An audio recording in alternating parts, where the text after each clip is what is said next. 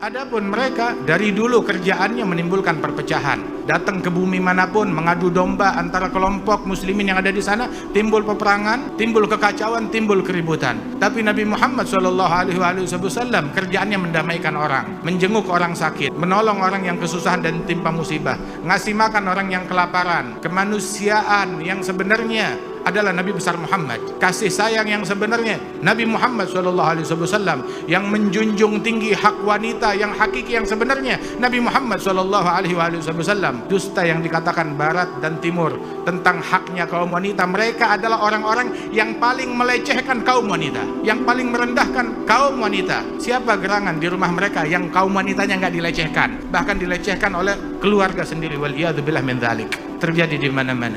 Kebohongan yang menipu kita, yang dilakukan oleh mereka, semuanya ini ingin mengecoh kita dari zikir kita, dari ilmu kita, dari sunnah kita, dari akhlak Nabi kita Muhammad SAW. Karenanya itu nggak ada jalan lain kecuali kita balik kepada Allah Subhanahu Wa Taala, mengemis kepada Allah Subhanahu Wa Taala, mengikuti, meneladani, menjalin hubungan, menjalin koneksi. Ini negara ini dia mau bikin apa aja bebas. Kenapa? Punya koneksi kepada negara yang kuat. Kamu nggak punya koneksi kepada yang maha kuat, nggak punya koneksi kepada yang maha hebat.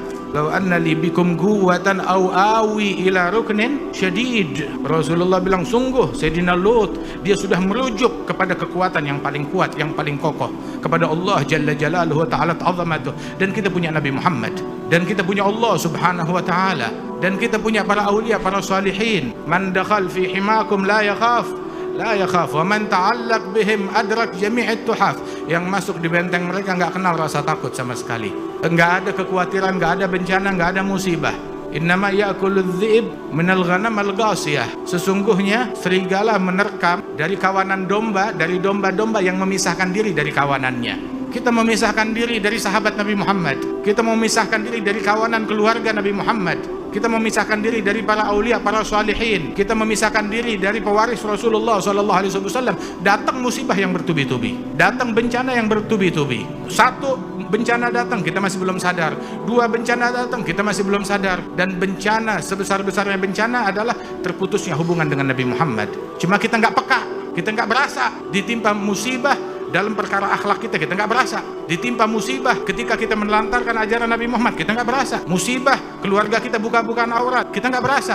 Tapi begitu kena musibah sakit, baru kita berasa. Kena musibah banjir, baru kita berasa. Kena musibah kehilangan harta, kehilangan tahta, kehilangan jiwa, kehilangan tanah, kehilangan negeri, baru kita berasa. Waliyadzubillah min dzalik. Seandainya kita peka dari awal, kita sensitif dari awal, nggak bakalan terjadi hal-hal yang semacam ini.